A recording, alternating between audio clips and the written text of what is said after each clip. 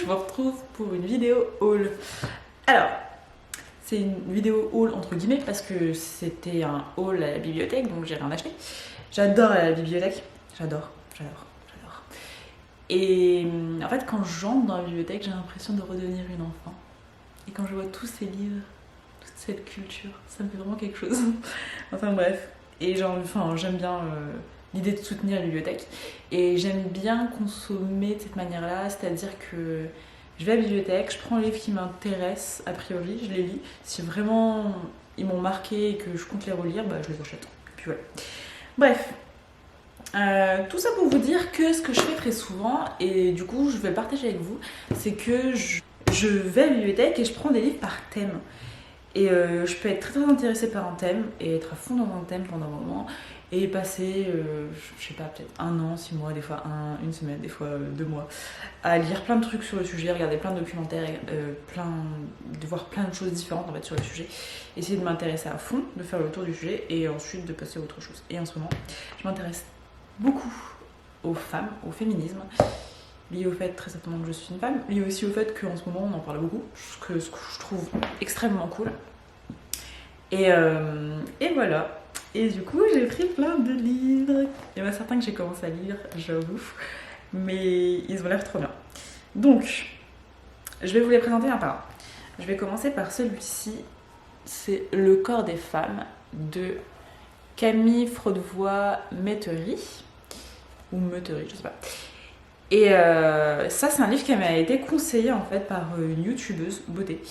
Oui, comme quoi les youtubeuses beauté ont un cerveau que j'adore, qui s'appelle Sonia Seller, qui parle beaucoup de l'invisibilisation de la femme à partir d'un certain âge, qui parle du fait de prendre soin de soi, qui parle aussi de produits beauté. Et je vous invite fortement à aller voir sa chaîne.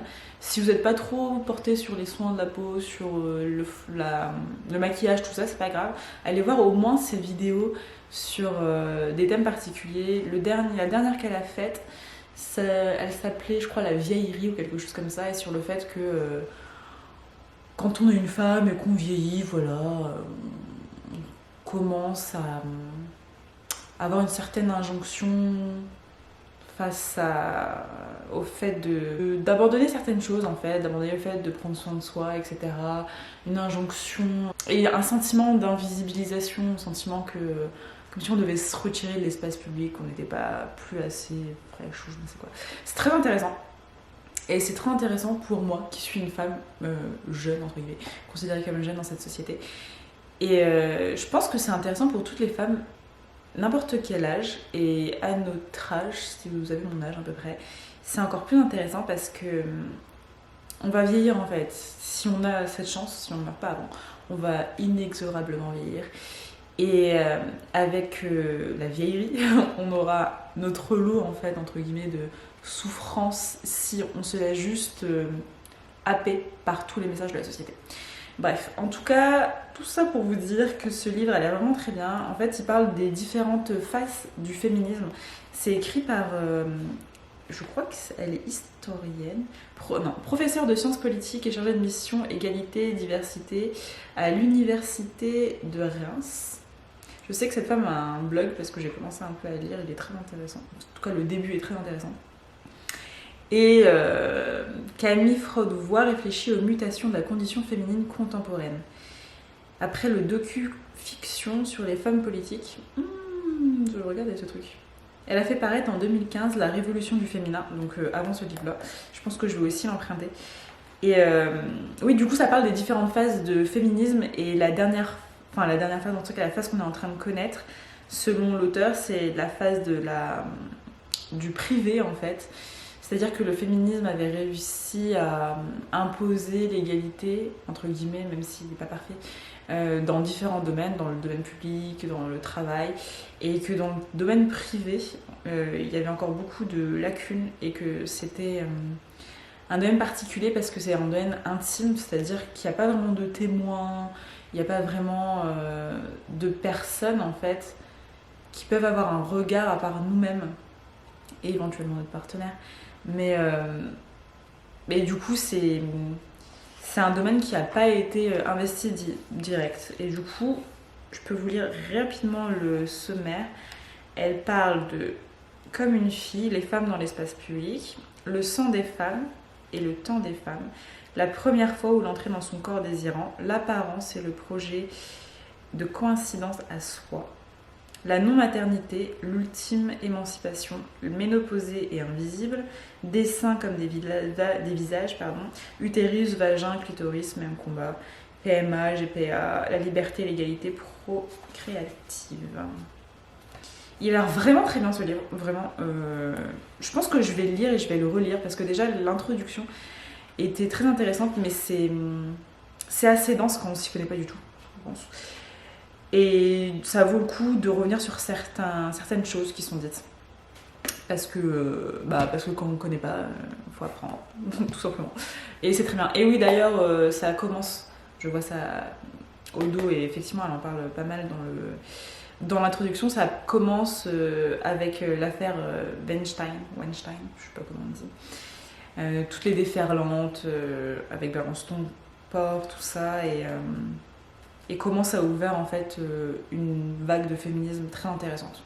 Donc je recommande, même si je n'ai pas encore lu. Ensuite, j'ai emprunté ça. Alors ça, oui, c'est aussi pour ça que j'adore les bibliothèques. Il y a énormément de livres, vous me direz, dans une librairie aussi. Bon, plus dans le... Enfin, moi j'ai la chance d'être à Lyon, du coup je vais à la Part-Dieu, enfin, la bibliothèque, la Part-Dieu, c'est le centre commercial.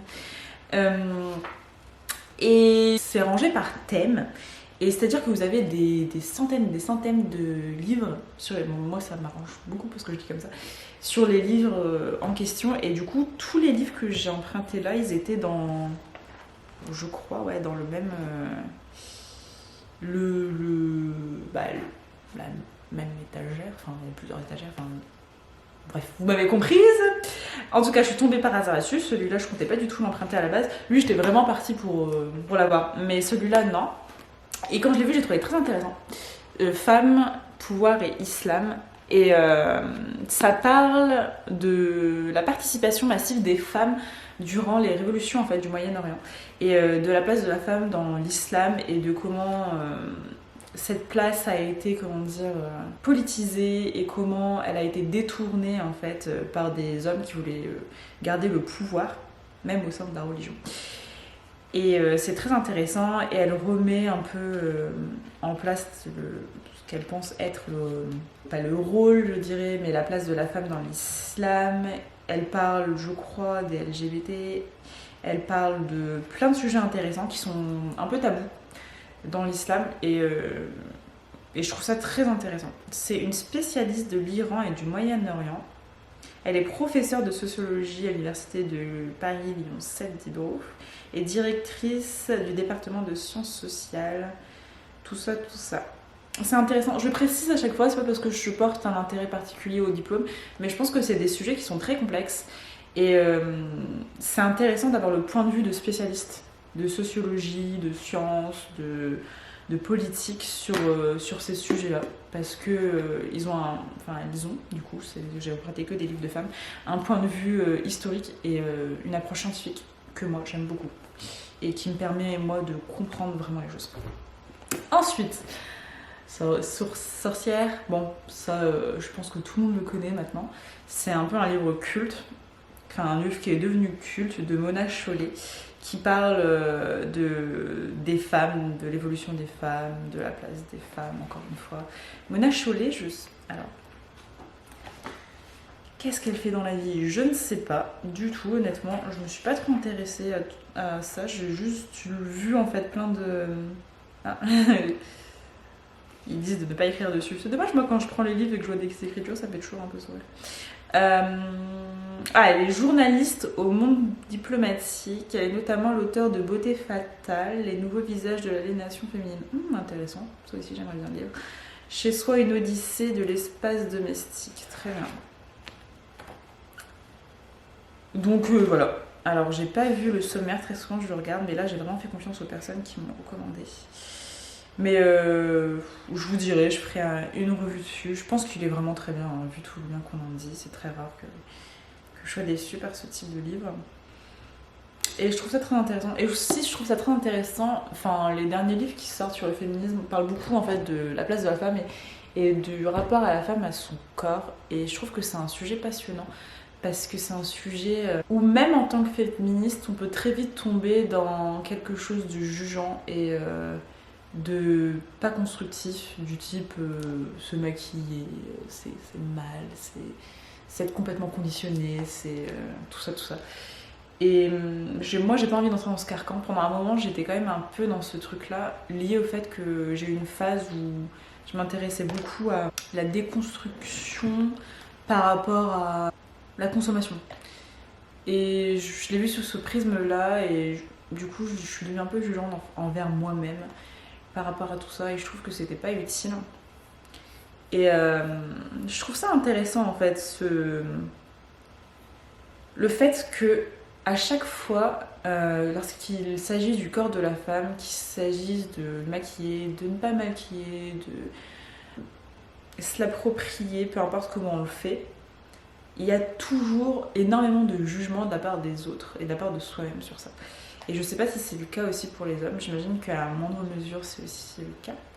Mais je pense qu'en tant que femme, c'est important de s'intéresser à ça pour pouvoir vraiment avoir une relation plus sereine à son corps, à soi, tout simplement. Enfin bref, les deux derniers livres sont un peu dans la même tendance, c'est des livres qui se lisent très vite. Alors ça c'est Ne me libère pas, pardon, je m'en charge. 17 plaidoyers pour l'émancipation des femmes, présentés par Clémentine Autain. Et c'est écrit par 2 personnes, je crois. Ou non, peut-être que par elle. En gros... Ah mais il m'en manque un. D'accord, c'est ça, il m'en manque un, je vais aller chercher après. C'est un plaidoyer sur le mouvement féministe. Et en fait, ça remet... Enfin, c'est un plaidoyer. Non, je crois pas que c'est un plaidoyer. Que je raconte. Si j'ai bien compris, ouais, c'est une anthologie en fait. Il y a plein de textes de femmes et d'hommes, je crois, sur le féminisme à travers différentes époques, et c'est des textes très importants selon l'auteur. Et je trouve ça intéressant. Et j'aimais bien le titre, Ne me libère pas, je m'en charge. Tout simplement. Ça se lit très vite, je pense que c'est cool. Je vais le lire. Ensuite, il y a celui-là. Bah, je l'ai pris parce que je le trouvais très beau. Il est un peu abîmé, bon bah voilà, c'est la bibliothèque. Mais c'est les 30 féministes que personne n'avait vu venir. Et en fait, ce livre présente 30 femmes et hommes, mais je pense qu'en très grande majorité, ce sont des femmes différentes. Attendez, je vais vous montrer. Qui, a priori, ne semblent pas si féministes que ça, mais qui, à leur sens, le sont. J'ai lu le premier, c'est sur Nicki Minaj pour vous dire. Et bon, là je pense que ce sera à l'envers, est-ce que je mettrai à l'endroit, je ne sais pas. Bref. Ça parle de plein de sujets très différents. Ça parle de Nicki Minaj, ça parle de Yoko Ono, ça parle de Charlie Hebdo, ça parle de Billie Jean, Kurt Cobain. Et ouais, j'ai été curieuse de ça, je trouve ça intéressant, je le trouve beau en plus, hein. Il y a plein d'images. Voilà. Ali Al, ah bah tiens, c'est intéressant. Et je trouve ça très cool. Donc je vais le lire. Et je vous dirai quoi. C'est encore une fois, c'est un livre qui se lit très vite. Je vais vous apporter le dernier qui est aussi un livre qui se lit très vite et qui a l'air trop bien. J'arrive. Le dernier, je savais que j'en avais pris un de plus. Alors il a l'air trop bien. Et lui effectivement il est écrit par 2 personnes, un homme et une femme.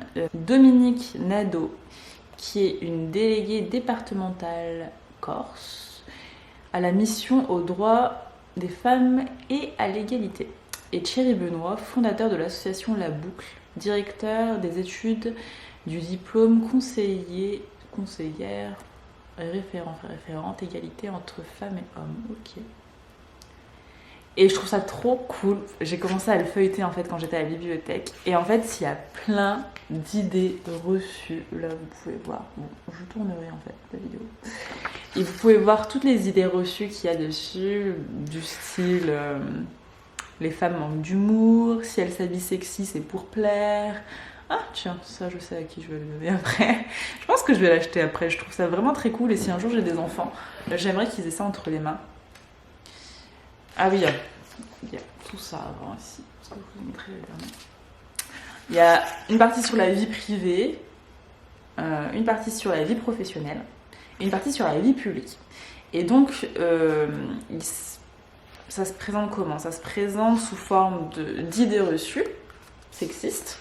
Et là, en fait, il y a tout un texte qui contrecarre un peu cette idée. Alors, je sais pas si c'est très bien documenté. Là, de ce que je vois, on parle de sociologue, d'historien, tout ça. Donc, je pense que oui.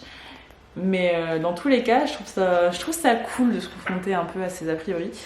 Et ça, c'est un livre à offrir, je pense, à des hommes, à des femmes aussi, hein, mais à des hommes surtout. C'est je pense, des idées reçues très masculines pour la plupart d'entre elles. Et je pense que c'est intéressant aussi pour pouvoir bien parler en fait de l'égalité homme-femme dans des discussions un peu comme ça, à la va-vite, avec des personnes, des hommes ou des femmes.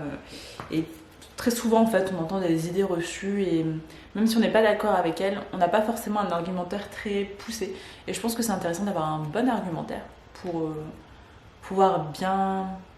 Pas pour contredire la personne et avoir raison juste pour avoir raison, mais pour pouvoir bien faire comprendre à la personne notre point de vue et comprendre que parfois ce qu'elle dit c'est un peu du bullshit, je pense. Une question de point de vue, j'imagine, mais voilà. Non, mais je trouve ça vraiment très cool. Donc voilà, il y en a 1, 2, 3, 4, 5, 6. Bon, je me donne 7. 1, 2, 3, 4, 5, 6, 7. J'en ai déjà lu un que je vous ai pas présenté parce que je l'ai pas trouvé. C'était quelque chose de très intime, d'une femme qui parlait que de son histoire. Et moi, il m'a pas parlé parce que j'imagine que j'ai pas vécu la même chose, donc j'ai pas les mêmes problématiques, tout ça. Et pour être honnête, ouais, non, je l'ai pas très aimé, donc je préfère ne pas le mettre. Donc voilà. Là, en ce moment, je lis ça. Je pense qu'après, je vais m'attaquer à celui-là et celui-là. Et ceux-là, je vais les lire quand j'aurai quelques minutes de libre dans ma journée. Quand je suis dans les transports, tout ça, j'aime bien lire ce genre de trucs, ça va très vite et c'est très très cool. Bref, je suis très contente de ce haul. J'espère en faire un autre bientôt. Je sais pas si ce sera sur le même sujet, c'est possible. J'aimerais bien faire un bon gros tour du féminisme, je pense que c'est très important. Et comme je vous l'ai dit, c'est important pour moi-même, pour mon rapport à moi, parce que je suis une femme. Je pense que c'est aussi important quand on est un homme et on se rend moins compte. Parce que le féminisme, ça parle aussi beaucoup des hommes, déjà de leur rapport aux femmes, principalement, mais aussi de leur rapport à eux-mêmes, à leur genre. Et je trouve que c'est très libérateur en fait.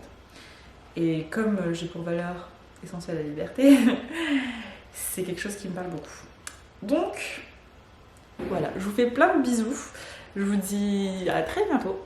Et voilà.